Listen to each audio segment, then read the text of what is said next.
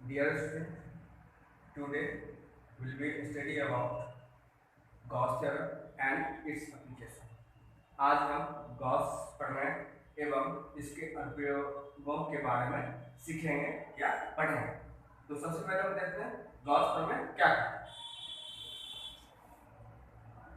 Gauss ने कहा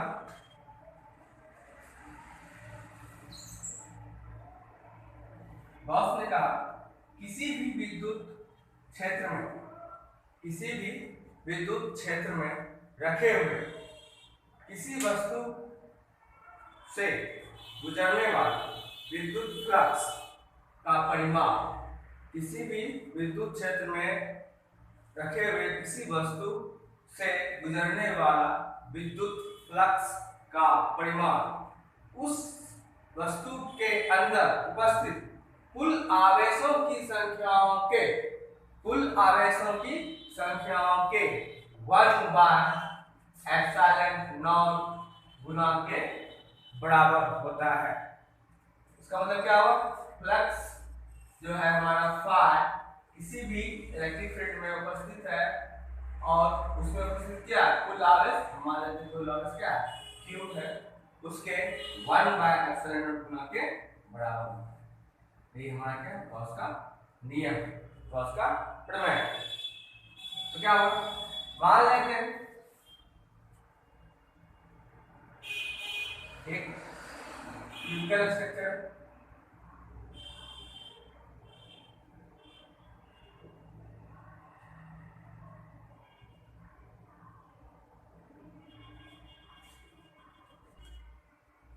अब मान लेते हैं ये जो क्यूबिकल स्ट्रक्चर है हमारा, इसको हम क्या करते हैं किसी यूनिफॉर्म इलेक्ट्रिक फील्ड में रखते हैं।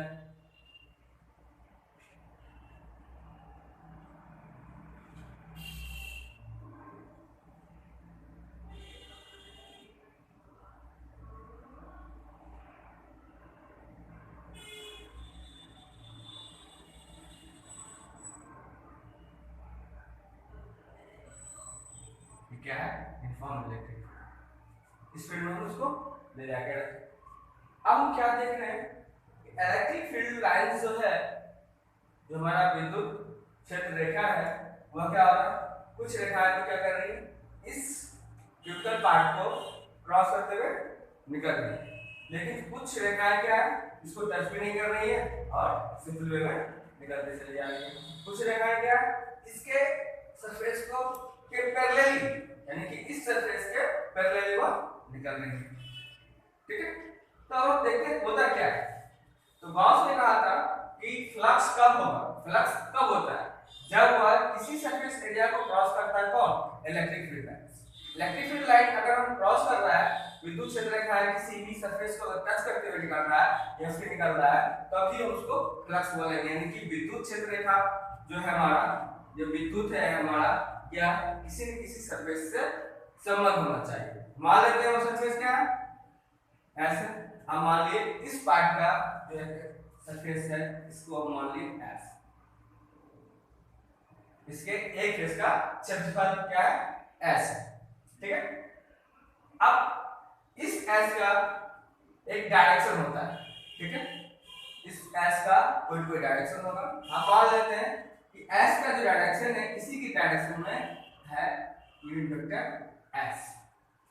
ठीक है, तो हमने क्या किया इस सरफेस को एक डायरेक्शन दे दिया। वो डायरेक्शन क्या था इस सरफेस के नॉर्मली, यानी कि अगर ये फेस है हमारे पास में इसके नॉर्मली और कोऑर्डिनेट जो होगा वही हमारा क्या होगा इस सरफेस का डायरेक्शन होगा। ठीक है, इस प्रकार से ये सरफेस क्या हो जाएगा हमारा एरिया वेक्टर हो जाएगा। This surface is known as area. Area vector को हम इतना लंबा ना करके सिंपल वे में लिख सकते हैं वेक्टर एस। ठीक है, तो फ्लक्स का डिफिनेशन कहता है अगर कोई भी इलेक्ट्रिक फील्ड लाइंस ठीक है उस सरफेस के अलोंग हो तो ऐसे इलेक्ट्रिक फील्ड लाइंस को हम लोग क्या बोलते हैं फ्लक्स बोलते हैं। ठीक है, क्या बोलते हैं इसको फ्लक्स बोलते हैं और वो फ्लक्स को हम लिखते हैं ऐसे, और ये दोनों क्या होते हैं दूसरे के डॉट प्रोडक्ट होता है that is flux electric flux phi is equal to E dot S। ठीक है, अब चूंकि ये डॉट प्रोडक्ट है this is both are vector quantity but flux is never vector quantity, it is only scalar।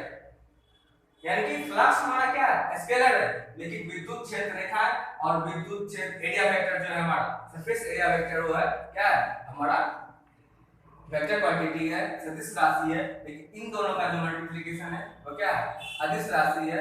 Flux हमारा क्या है अदिश राशि। जब हम डॉट प्रोडक्ट को ओपन करते हैं तो क्या वैल्यू आती है हमारे पास में e s cos theta. Theta क्या है, what is theta? Theta is the angle between s and e। Theta क्या है? Theta is angle between vector e and vector s। ठीक है, तो देखा। अब हम बात कर रहे हैं थीटा है कैसे। अब हम देख रहे हैं कि e और s के बीच का जो एंगल थीटा है वह क्या है, what is this angle for this surface. इस सरफेस के लिए हम बात कर रहे हैं, ये सरफेस का नाम ले लिया हम, मान लेते हैं a। ठीक है, इस a वाले सरफेस के लिए जो एंगल हमारा थीटा वो क्या होता है। अब देखिए आप इलेक्ट्रिक फील्ड लाइंस जो जा रही है ये ऐसे जा रही है और इसका एरिया वेक्टर भी हमारा क्या है इसी के अलावा है। इसका मतलब क्या हो रहा है इन दोनों के बीच में जो एंगल है वो क्या है 0 डिग्री का, 0 डिग्री का। क्योंकि दोनों का डायरेक्शन क्या है, both direction are same. Then क्या हो गया s और e का डायरेक्शन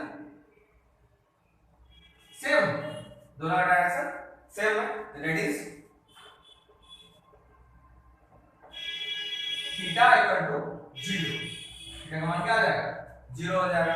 तो यहाँ पर उसका वैल्यू पुट कर देते हैं। थीटा का मान जैसे 0 होगा क्या होगा e s cos 0, तो phi equal to e into s।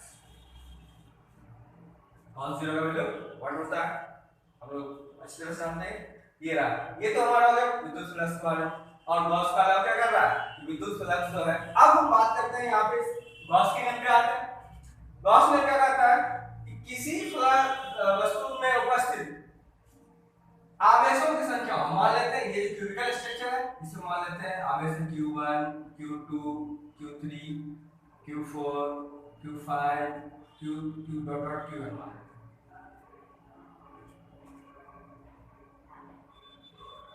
हमने मान लिया कि n नंबर ऑफ जो आवेश है वह इस एरिया के अंदर में इनक्लोज्ड है, यानी इस एरिया के अंदर बंद पड़ा हुआ है।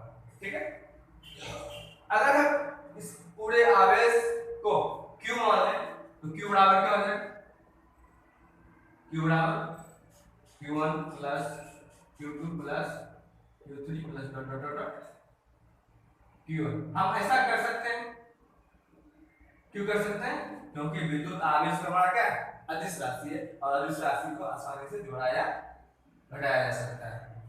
ठीक है, ये हो गया हमारा q, q is equal to ये।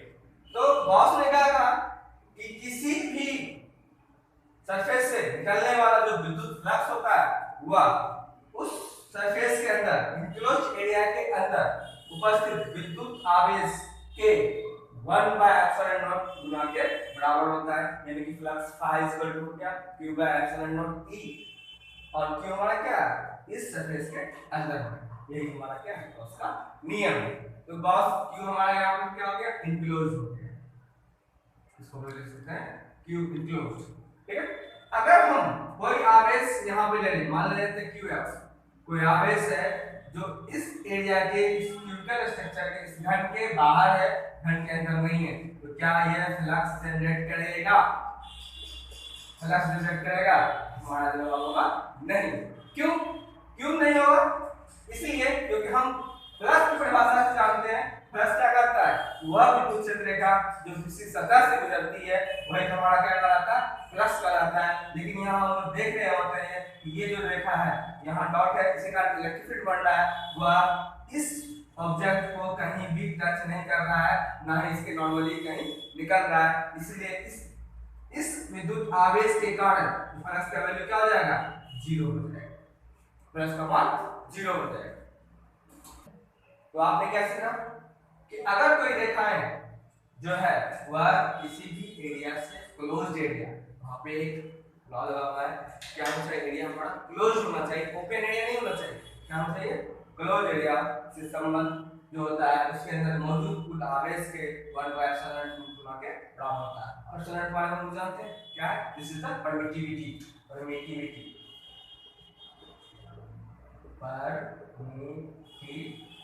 जिसे हम क्या बोलते हैं, परावैद्युतता, परावैद्युतता और विद्युतशीलता।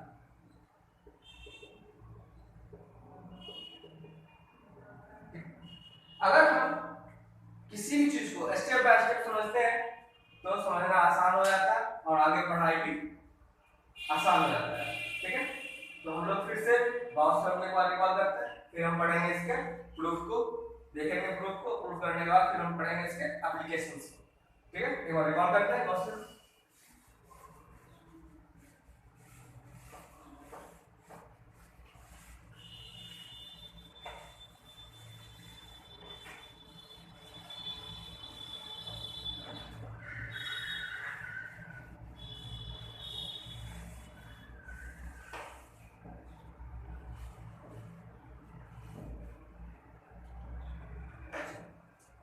हम जानते हैं कोई भी आवेश, हम मान लेते हैं कोई आवेश प्लस क्यू आवेश है, ठीक है, कोई आवेश है तो ये आवेश का गुण होता है, भौतिक गुण होता है, यह क्या करता है, विद्युत क्षेत्र बनाता है। यह आवेश चाहे आवेश बिंदुआत्मक हो या एक से ज्यादा आवेश हो या किसी भी चीज पे आवेश समान रूप से फैला हो या असमान रूप से फैला हो, यानी कि आवेशों का वितरण सतत हो या असतत हो, सभी स्थितियों में जो आवेश है हमारा क्या बनाता है, विद्युत क्षेत्र रेखा बनाता है, यानी कि विद्युत क्षेत्र बनाता है अपना। ठीक है, तो ये विद्युत आवेश मान लेते हैं क्यों है, और हम मानते हैं कोई तांबू जैसे आकृति का कोई वस्तु है जिसके अंदर वह स्थित है। ठीक है, इसके अंदर वह स्थित है। अब ये स्थित है, इससे क्या होगा, विद्युत क्षेत्र रेखाएं बाहर निकलेगी, हम मान लेते हैं निकल कर कोई क्षेत्र रेखा ये निकला बाहर। ठीक है, चारों ओर निकल सकती है, इधर भी, इधर भी, इधर भी।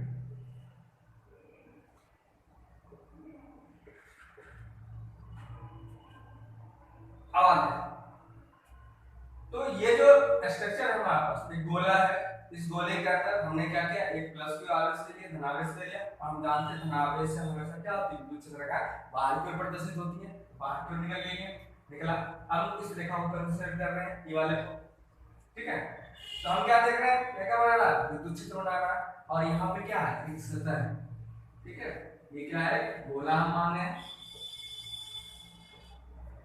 एक गोला मान रहे हैं, और उसकी त्रिज्या हम मान लेते हैं क्या, आर त्रिज्या का गोला, गोला। और ये अब हम क्या देख रहे हैं, ये जो ई है, ठीक है, ये जो विद्युत क्षेत्र का है किसी न किसी सतह यानी सरफेस से संबंध है। ठीक है, इस सतह को हम मान लेते हैं ds, क्या मान लेते हैं, ds मान लेते हैं। ओके, तो जब कोई विद्युत क्षेत्र रेखा या विद्युत क्षेत्र किसी सतह से संबंध होता है तो वहां पे क्या जनरेट करता है, वहां पर आता है फ्लक्स फाई, क्या बनाता है, विद्युत फ्लक्स का निर्माण करता है। और फ्लक्स को हम लोग कैसे जनरेट करते हैं, इस फॉर्मूला से, सो फाई इक्वल टू, और छोटा फ्लक्स को लेना इसके लिए D phi equal to vector E dot D S. ठीक है, हमने हमारा ये एलिमेंटल एरिया ds है। अब इसी एरिया के अलावा इस एरिया का एक एरिया वेक्टर हम मान लेते हैं, चल रहा है, वो क्या है, d ऐसा, जो इस सरफेस के नॉर्मली है, नॉर्मल वेव कर रहा है। एक हो गया एरिया वेक्टर ds, दूसरा हो गया e, इस दोनों के डॉट प्रोडक्ट को हम क्या बोलते हैं, विद्युत फ्लक्स। ठीक है, दैट इज क्या, d फाई डॉट ds। अब इस सरफेस एरिया को अगर हम दोनों साइड इंटीग्रेटेड कर दें तो क्या दे देगा, D phi equal to E dot D S, दोनों क्लोज इंटरवल कर देते हैं, क्या मिलता है, क्या मिलेगा हमको, that is phi equal to E dot, this is the definition of flux. क्या हमारे पास फ्लक्स।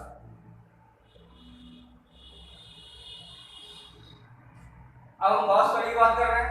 गॉस ने क्या कहा कि किसी भी बल पृष्ठ के अंदर उपस्थित विद्युत आवेश जो है वह विद्युत आवेश जो है क्या है, विद्युत आवेश ने क्या माना यहाँ पे, क्यों माना, वह जो आवेश है 1/ε0 गुना के बराबर होता है, और ये जो दोनों का गुणनफल क्या कहलाता है, विद्युत फ्लक्स कहलाता है। ये हो गया फाई। ठीक है, अब इसको मान लेते हैं एक, इसको मान लेते हैं, ठीक है।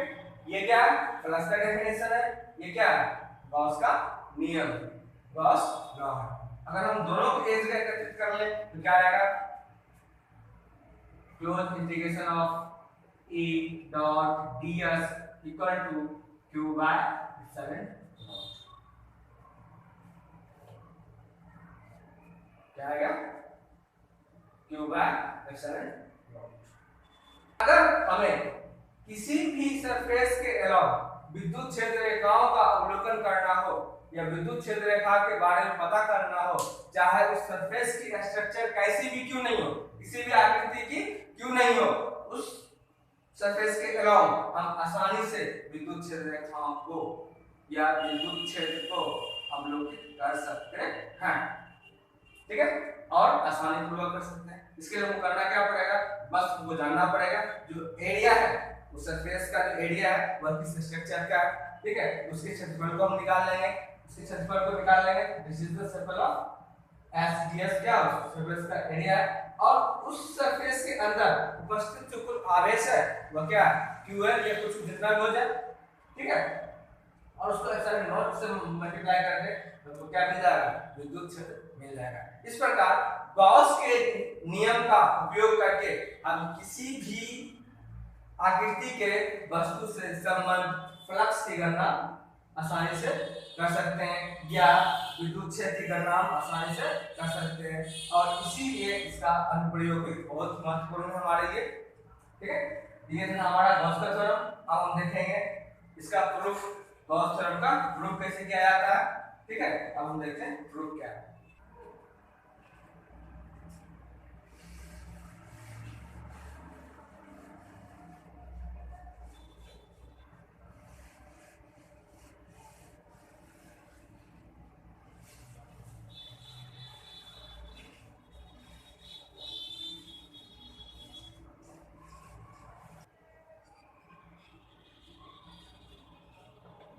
Proof of Gauss.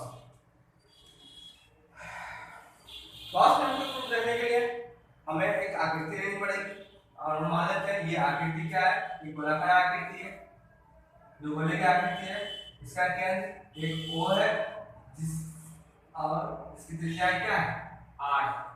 ठीक है, गोलाकार आकृति R त्रिज्या वाली गोलाकार आकृति का एक स्फीयर है, गोला है। ठीक है, क्या है, गोला, इसकी त्रिज्या क्या है, R है। अब हम मानते हैं इसके केंद्र पर स्थित कोई आवेश या कोई धनावेश प्लस Q है। ठीक है, अब जैसे हम मान लिया आवेश Q है, तो ये जो है स्फीयर है, यहाँ पे हम मान लेते हैं कोई पॉइंट P स्थित है, this is the point of P।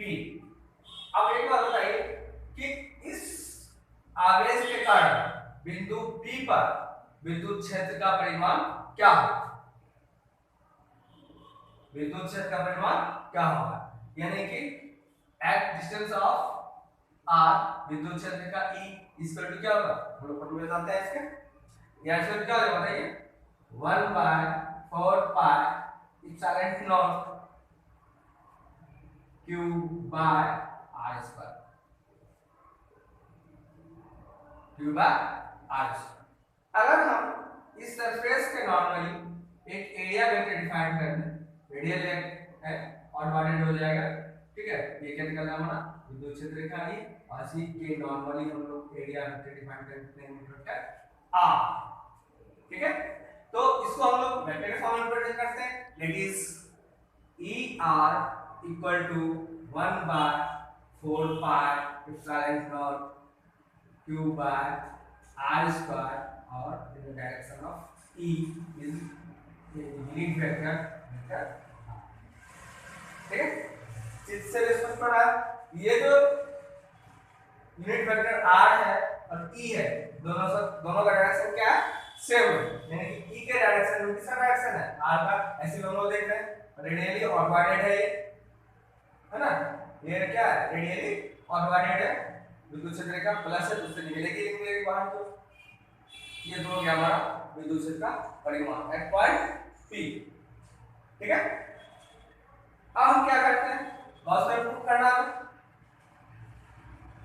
हम मान लेते हैं एक स्मॉल स्ट्रक्चर वाला पार्टिकल है यहाँ पे, जिसका हम नाम दे देते हैं ds।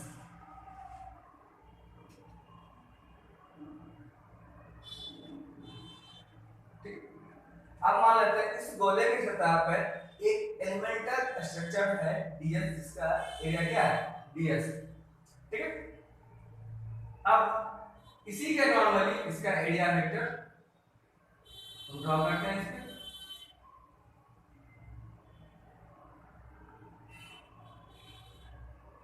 इसके नॉर्मली हम एरिया वेक्टर से ड्रॉ कर देते हैं, इसका एरिया वेक्टर ये है ds। ds क्या है हमारे पास में, area vector, area vector of ds, area vector of ds। ठीक है, एरिया वेक्टर क्या है, ये किसी सतह के, ये एरिया है हमारे पास में, एरिया वेक्टर क्या होगा, इसको मान लेते हैं, इसको मान लेते हैं b, l गुना b। अब इसके नॉर्मल इसका डायरेक्शन को बदलना है, क्या करेगा, l क्रॉस b कर रहे हैं, l क्रॉस b यहां पे हो रहा है, तो क्या होगा, l क्रॉस क्या, किसको, b को, रेडियली क्या होगा, ऑर्बिटेड होगा। ये जो डायरेक्शन हो गया इसके लंबवत, इसी को हम लोग बोलते हैं area vector, that is area vector. ठीक है, हमने डिफाइन कर लिया एरिया वेक्टर ds। अब हम ये मान लेते हैं कि ये जो ds है और e है, दोनों क्या है, एक दूसरे से डिफरेंट डायरेक्शन में अलग अलग है, और इनके बीच एक एंगल बन रहा है, वो मान लेते हैं हम, क्या होंगे, थीटा। क्या एंगल, थीटा। ठीक है, एंगल क्या, थीटा। हमने जो किया, एक गोला है हमारा, गोले का त्रिज्या r है, ये गोला पूरे घुमा हुआ है, और इसके सरफेस पे, इसकी सतह पर ही हम मान लेते हैं एक एरिया है, एलिमेंटल एरिया ds है, जिसका एरिया वेक्टर क्या है, वेक्टर ds है। ठीक है, और इसी से हमारा विद्युत क्षेत्र का e निकाल लेंगे। अब एरिया वेक्टर और e के बीच में इसमें कुछ डिफरेंस है, कुछ एंगल बना रहा है, उस एंगल का नाम दे दिया हमने थीटा मान लिया। ठीक है, ओके। अब हम रिज्यूम करते हैं, इस पॉइंट p पे हमारा e के कारण फ्लक्स क्या होगा, ये हमको निकालना है। ठीक है, हम मान लेते हैं कि ये जो एंगल क्या हो जाएगा, यहां से भी इसको ले सकते हो,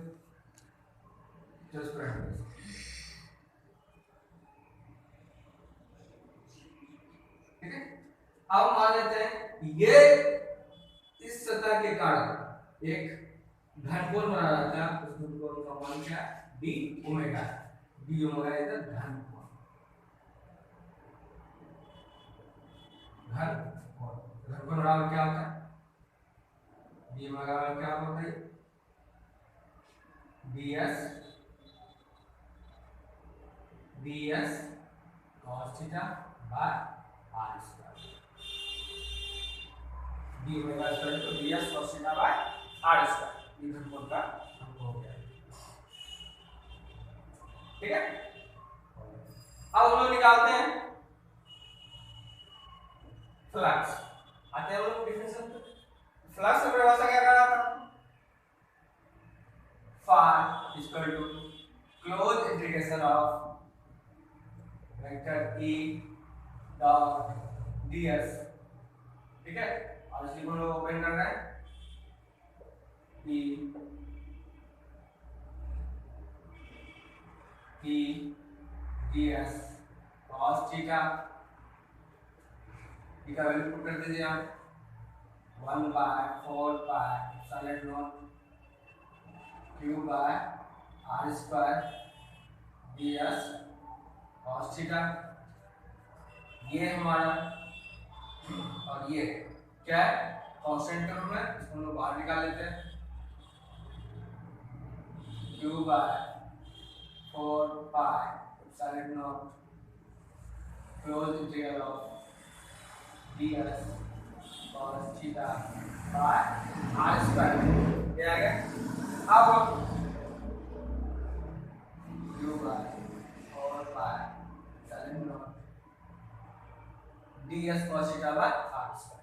तो हम लोग यहां देख चुके हैं कि ds cos theta by r square बराबर क्या हो सकता है, हमारा कौन होता है d ओमेगा। ठीक है, d ओमेगा इस तरह का हम लिख सकते हैं, पूरे लिख सकते हैं d ओमेगा पुट कर दिया। ठीक है, हो गया पुटिंग। अब हम क्या देखते हैं d ओमेगा अगर पूरा घूम जाए, ठीक है, इस एरिया को अगर एलिमेंटली हम पूरे को जोड़ते चले जाएं तो हमको पूरा का पूरा सरफेस यानी कि ds का अगर हम क्लोज इंटीग्रल करते हैं ये को क्या मिलेगा s मिलेगा पूरा। ठीक है, तो होगा surface area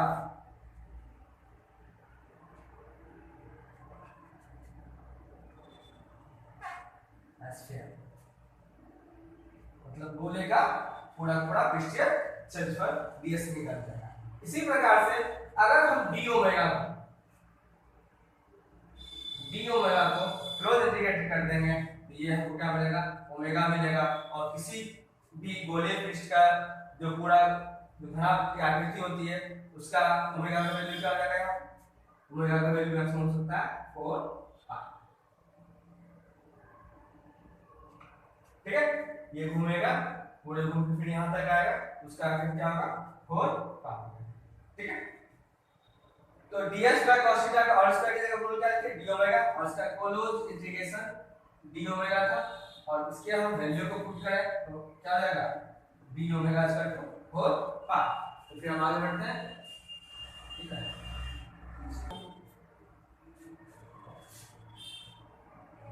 q by 4 pi sin not